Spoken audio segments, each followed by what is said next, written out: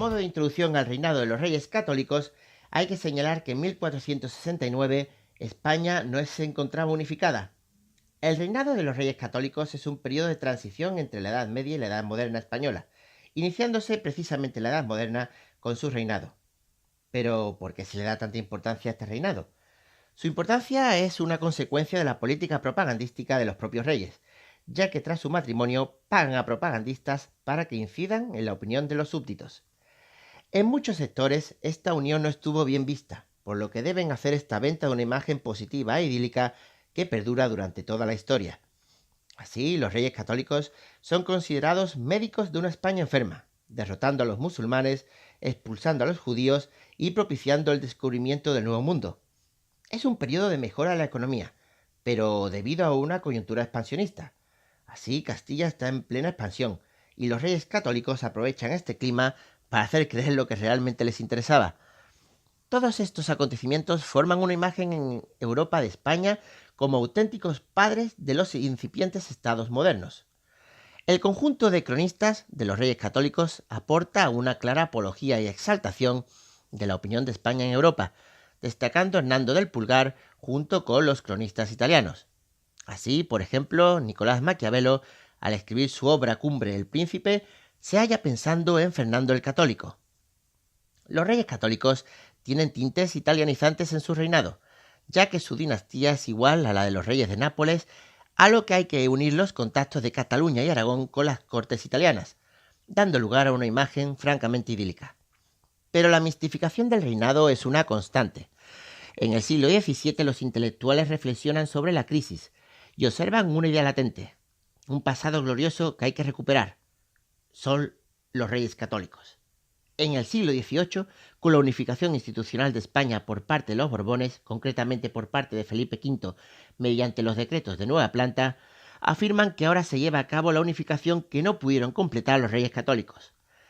Esta tónica positiva también se conserva durante el siglo XIX y por supuesto durante el siglo XX, cuando el régimen franquista adoptó muchos símbolos de los reyes católicos, conservándose una imagen de paladines de la unificación de España.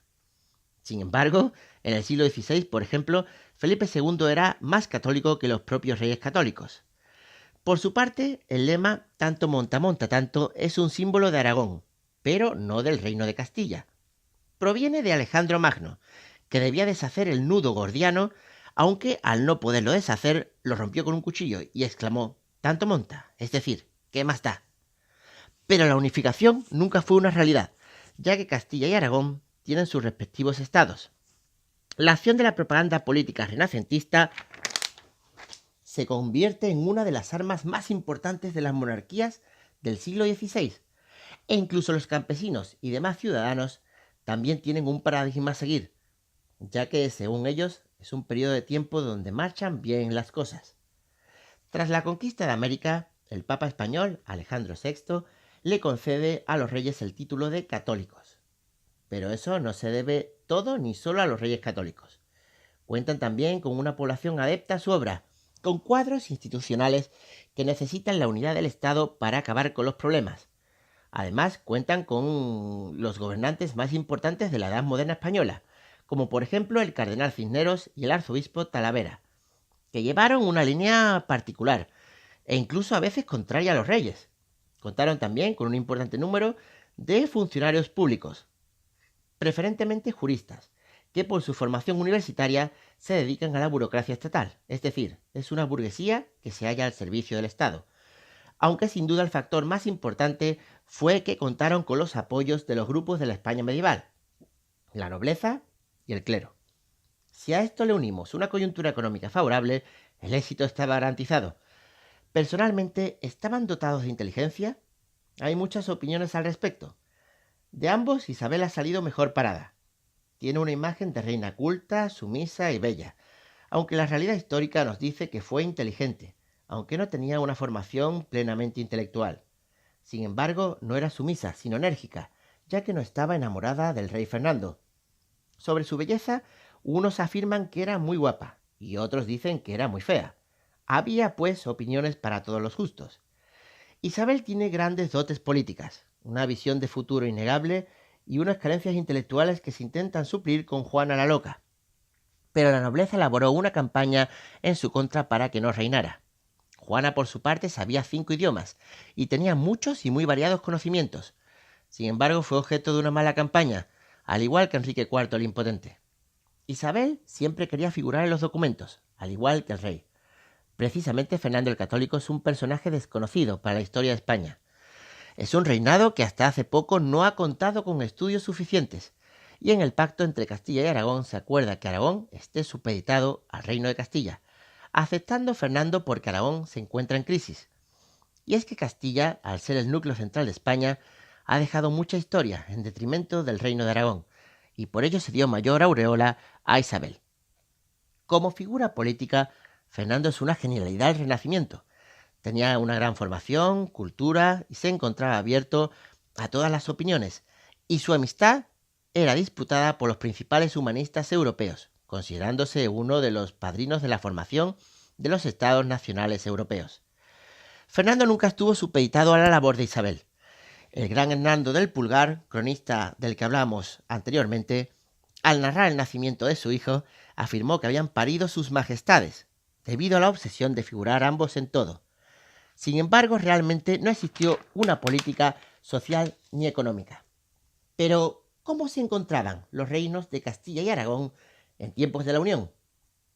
Castilla era 3 veces más grande que Aragón. Además, el reino de Castilla es un reino muy poblado, hablándose incluso de superpoblación de la meseta castellana. Así, Castilla posee entre 6 y 7 millones de habitantes, mientras que Aragón, a lo sumo, alcanza el millón. Por si fuera poco, entre Castilla y Aragón, las diferencias políticas, económicas, sociales y culturales son tan grandes que conforman dos espacios totalmente diferentes. En la Edad Media, ambos reinos tienen una circunstancia común doble, la invasión musulmana y la reconquista. Pero fueron dos reconquistas diferentes. Por un lado, los reinos pirenaicos, que es el refugio de los hispanogodos, da lugar a Aragón, y por otra parte, los reinos asturianos dan lugar al reino de Castilla. La primera consecuencia del proceso conquistador es que Aragón termina la reconquista antes que Castilla. Así, a mediados del siglo XII, Aragón, en términos generales, concluye, mientras que Castilla no finaliza su reconquista hasta el año 1492 con la toma de Granada. Por tanto, el hecho de terminar Aragón antes la reconquista da lugar a unas características sociovitales diferentes. Castilla, en cuanto a la base agropecuaria, tiene un predominio del latifundio, es decir, de la gran propiedad, mientras en Aragón predomina la pequeña y mediana propiedad. En cuanto a la estructura social, el peso social de Castilla recae en una alta nobleza, la aristocracia, mientras en Aragón el número de nobles es menor y la nobleza es menos poderosa que la nobleza castellana. En su lugar, en Aragón, hay un rico patriciado urbano, es decir, mercaderes, financieros, profesiones liberales, una burguesía con privilegios respecto a la población, aunque no puede considerarse propiamente como nobleza. Los límites geográficos de Aragón no eran suficientes como para dar de comer a la población. Es una agricultura intensiva, es decir, sin descanso, pero al no producirse ningún avance tecnológico, el suelo ofrece lo que puede. Por tanto, Aragón basa su poderío económico en la creación de un imperio comercial mediterráneo. Y desde el siglo XIII una de las potencias comerciales es Aragón, creando un imperio francamente interesante desde el punto de vista marítimo con un centro neurálgico, Cataluña, centrándose fundamentalmente en el puerto de Barcelona. Además, Cataluña es pionera en la creación de la banca europea. El reino de Aragón se divide, pues, en 3 reinos: Aragón, Cataluña y Valencia. Son 3 reinos independientes unidos en una misma corona. Este poderío da lugar a la creación de grandes rutas, haciendo incursiones en la cruzada. Este imperio se hace en torno a los productos textiles aragoneses y fundamentalmente catalanes. Así, la actividad que reporta beneficios en Aragón sin duda es el comercio, existiendo una poderosa burguesía frente a la alta nobleza castellana. Esta rica burguesía le da un cariz peculiar a la política del rey aragonés. En primer lugar, la política del monarca está basada en la idea de pacto, es decir, un acuerdo tácito entre gobernantes y gobernados para el bien común, reconociendo las atribuciones, derechos y deberes de cada parte que debe cumplir en beneficio de la comunidad. lo que da lugar a la configuración constitucional de Aragón, a diferencia del Reino de Castilla. Así, en esa idea de pacto, si el monarca no cumple, puede ser destituido. La composición institucional de la Corona de Aragón giraba en torno a las Cortes, que es la asamblea representativa de toda la sociedad. En la Corona de Aragón, cada reino tenía una corte, es decir, había una corte por cada reino independiente: Cataluña, Aragón y Valencia. Se componían las cortes por 3 cámaras representativas. Así, las 3 cámaras estaban representadas por la nobleza, el clero y el estado llano, aunque en el caso de Aragón, la corte posee 4 cámaras, puesto que los nobles poseen 2. Los ricos hombres, que son aquellos ciudadanos que alcanzan un determinado nivel de riqueza y reciben privilegios, y los caballeros, que normalmente es la nobleza de sangre. No había cortes generales de la Corona de Aragón. Las cortes se reúnen periódicamente, dedicándose a estudiar los problemas y dificultades de la política interior del reino. Estas cortes tienen una capacidad legislativa. Las leyes deben discutirse en las cortes, y en caso de no existir un acuerdo entre la monarquía y la corte, no se votaban las leyes. Esta capacidad legislativa es un hecho extraordinario en la Edad Media, ya que se convocaba por voluntad real. Por tanto, la corte tenía una amplia capacidad de decisión. En las cortes, cada estamento delibera por separado y hacen una exposición común de los asuntos. Sin embargo, las cortes siempre estaban bajo la tutela de los grupos poderosos, teniendo el mayor peso el patriciado urbano y los ricos hombres, en menor medida, al campesino y al trabajador urbano. Cada reino poseía sus costumbres e instituciones comunes para establecer la libertad del individuo. Estas instituciones reciben nombres distintos en cada reino. Así, en Aragón se denomina justicia, institución unipersonal, que se compone de un noble designado por las Cortes para garantizar un correcto ejercicio del poder, de la autoridad del rey, y sirve sin duda para evitar arbitrariedades. Por su parte, en Cataluña, esta institución se llamaba Generalitat. Es una comisión permanente de las Cortes que tiene igual competencia que el Justicia de Aragón. Y además es plural, ya que está formada por 3 oidores y por 3 diputados. Los oidores son cargos públicos y los diputados son los representantes de las Cortes. En Valencia recibe el nombre de Diputación. La Diputación es una comisión permanente formada por 3 oidores y 3 diputados con las mismas funciones que en ambos casos anteriores. El interés del funcionamiento de las Cortes reside en la nobleza, en la burguesía y los grandes hombres de negocios, que tienen una vía de canalización para la defensa de sus intereses, aunque no para el conjunto de la sociedad, ya que era un método realmente de explotación.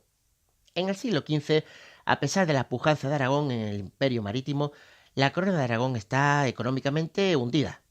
Este hundimiento, provocando desastres económicos sin precedentes, fomenta que busque aliarse con un reino fuerte, poderoso, el Reino de Castilla. La crisis fue tal que no se supera totalmente hasta mediados del siglo XVII.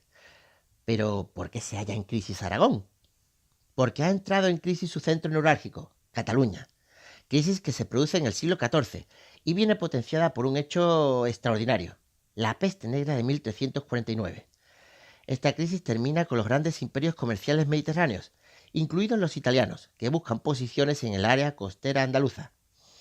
Cataluña, entre 1347 y 1351, pierde la mitad aproximadamente de la población. De 430.000 habitantes pasa a tener 270.000. La crisis demográfica catalana tiene otros fenómenos asociados.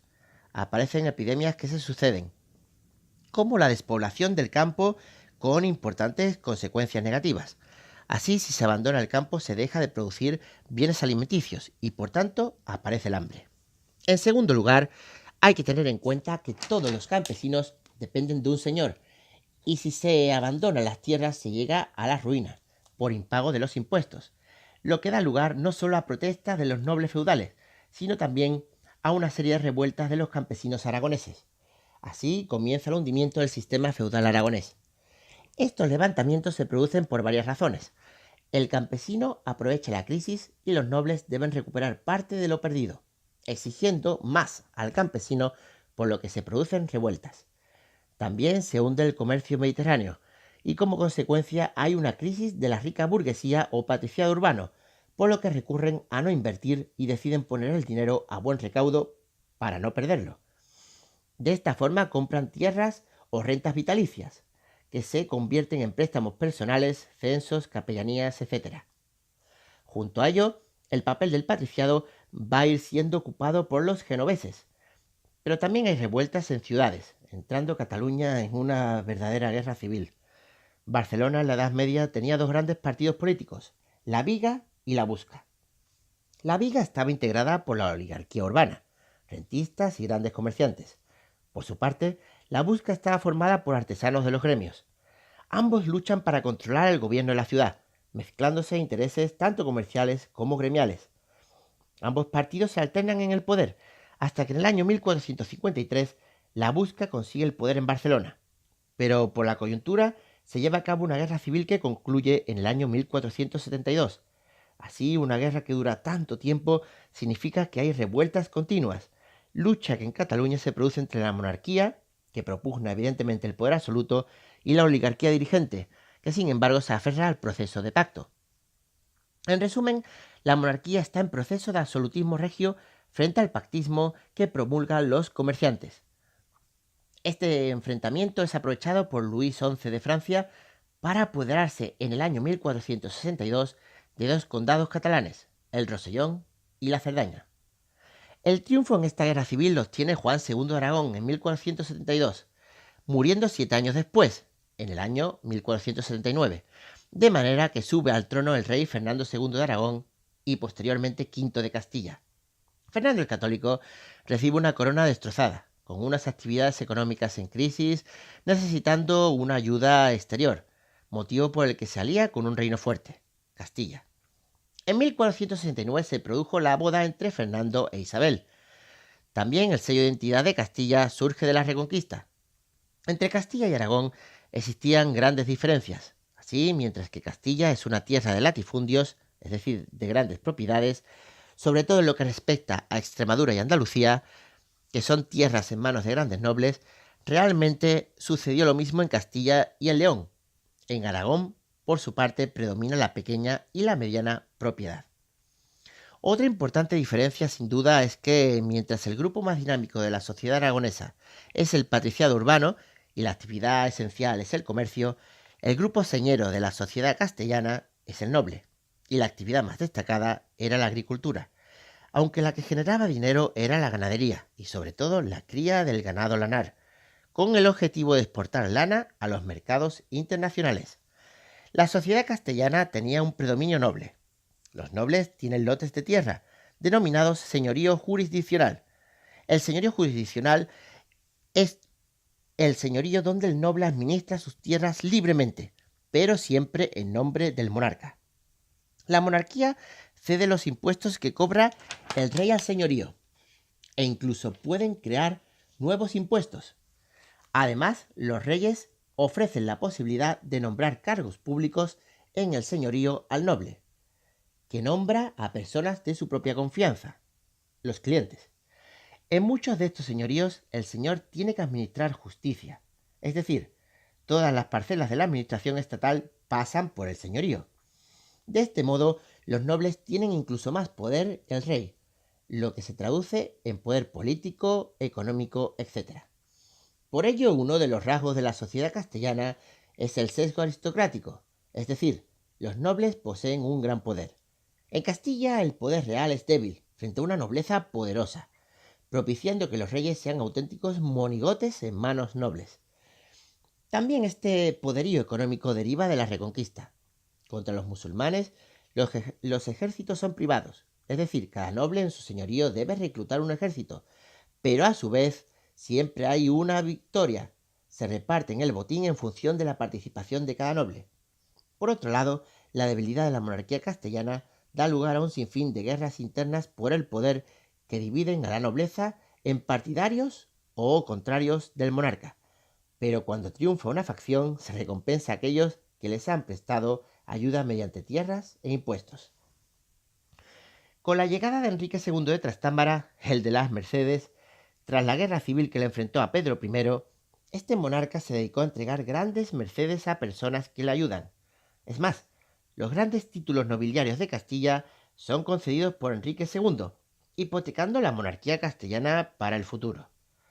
Pero la nobleza, además de ser el grupo más importante en el ámbito económico y por supuesto político, lo es también en el ámbito social, ya que el modo de conducta y los ideales de comportamiento son marcados por la nobleza. Así, la aspiración máxima del ciudadano castellano es ser noble. Esta sociedad aristocrática es consecuencia de la Reconquista. La Reconquista posee tres grandes rasgos. En primer lugar, la Reconquista es una cruzada contra el Islam. De este modo, hay que recuperar territorios para el bando cristiano en poder de los musulmanes. Así, la Iglesia entrega fuertes sumas de dinero para la Reconquista. En este sentido, se observa la importancia de las órdenes militares, los famosos frailes guerreros, destacando Alcántara, Calatrava y Santiago. Pero por otra parte, también la Reconquista está motivada por la búsqueda del botín, repartiéndose en función del aporte individual.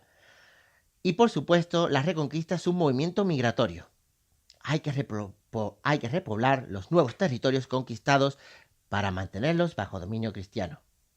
Estos tres hechos dan un carácter de un cristianismo militante. Junto al cristianismo militante, la aristocratización de la sociedad procede de su carácter militar. Así, la aristocracia castellana exalta dos conductas, valentía y honor. A partir de ahora, las relaciones con los demás se van a medir mediante un estricto código de honor, que consiste en admirar a aquel que consigue la riqueza mediante la fuerza de las armas, y no mediante el trabajo manual. En este aspecto se muestra el ideal de hidalguía. Hidalgo significa hijo de alguien, con el hidalgo efectivamente como héroe en la Reconquista. Así, este ideal impregna a la sociedad y le otorga importancia. Además, este cristianismo militante es la base de uno de los componentes de la historia de España. Además, las instituciones castellanas son más autoritarias. Así, el poder en Castilla es más autoritario que en el Reino de Aragón. El rey no tiene poderes, hecho que se ve en la configuración de las Cortes castellanas, que poseen tres cámaras: el clero, la nobleza y el Estado llano, mostrándose diferencias claras con respecto a Aragón. En este sentido, hay que señalar que el rey no posee la obligación de convocar las Cortes, sino que las convoca cuando realmente le apetece. Por otra parte, nadie tiene derecho a asistir a las Cortes, y es que asistir a dichas Cortes es un privilegio que concede el rey a las 19 ciudades más importantes de Castilla, cada una de las cuales envía 2 procuradores. La misión de las Cortes es solo asesorar al rey cuando lo solicite en asuntos de política interior del reino. Nunca se ha discutido una ley en las Cortes, y por tanto no tiene ningún poder legislativo. Además, las Cortes se dedican a agotar el subsidio, es decir, el impuesto. Cuando el rey necesita dinero, reúne a las Cortes y le solicita este subsidio. Es decir, una vez que los procuradores dan la aprobación al impuesto, se recauda en la ciudad, pagando los más pobres, campesinos y trabajadores. Pero a veces los procuradores niegan el subsidio al rey para obtener, a cambio de ello, contraprestaciones. Tampoco hay en Castilla instituciones que garanticen la libertad individual personal. Por tanto, el grado de arbitrariedad del poder no tiene límite. Todo ello implicó que la corona castellana, en los siglos XIV y XV, se viese sumida en una gran crisis. Precisamente, este conglomerado de circunstancias sirven a los reyes católicos para crear una nueva monarquía. Pero en el ámbito económico, Castilla es plenamente contraria a Aragón. Así, mientras que Aragón está sumido en una crisis importante, Castilla en la primera mitad del siglo XV está en una coyuntura positiva. Existe un saldo positivo de crecimiento demográfico, es decir, las personas se alimentan mejor y hay más bienes. También se ha consolidado la producción de lana, basada en la oveja merina, imponiéndose en los principales mercados europeos. Así, aprovechando las circunstancias europeas, la lana castellana se impone, lo que da lugar a que muchos dueños de ganado se enriquezcan, fundamentalmente nobles. Pero existen tantos beneficios porque hay una institución que protege sus intereses: el honrado Concejo de la Mesta, creado en 1273 por el monarca Alfonso X el Sabio. Consiste en la asociación de propietarios para la defensa de intereses que se concreta en la realización de la trashumancia. La trashumancia se convierte en el principal motor que se concreta en que el pasto llega en invierno hasta Sierra Morena, mientras que en verano los rebaños se trasladan del sur al norte. Pero esto implica pasar por tierras privadas, destrozar cosechas, etc., ya que son ni más ni menos que 2,5 millones de cabezas. Además, los reyes le conceden sus peticiones porque los propietarios le conceden suculentos impuestos al monarca. Aunque la lana es producida por los nobles, se exporta por parte de los grandes comerciantes a través de dos consulados. Los consulados son asociaciones de grandes comerciantes para la defensa de sus intereses. Los dos consulados principales eran Burgos y Bilbao. Esta experiencia comercial se extiende a otras zonas. Así está en auge la costa occidental andaluza, con Cádiz y Sevilla como estandartes. Cádiz tiene mucha importancia sobre todo con el comercio con el norte de África, mientras que Sevilla recibe a comerciantes italianos para abrir nuevas rutas comerciales. De esta manera, el sur español es un punto importante para las actividades comerciales. Así aparece la riqueza que alimenta fundamentalmente a los nobles, comerciantes y extranjeros, de modo que el gran comercio español estuvo en manos de mercaderes extranjeros, observándose este dato en las ferias, destacando en este sentido las ferias de Medina del Campo, Medina del Río Seco y Villalón. No solo intercambian mercancías, sino también se convierten en auténticos productos financieros, de tal modo que a finales de la Edad Media se convierten en ferias financieras, perdiendo su carácter comercial. Además, en este siglo XV existe una importante actividad marítima en Castilla, con los puertos cantábricos y andaluces en pleno auge. Surge la conquista de Canarias, las pesquerías, etc. Desde estas situaciones se unen ambas dinastías. Existen varias conclusiones al respecto.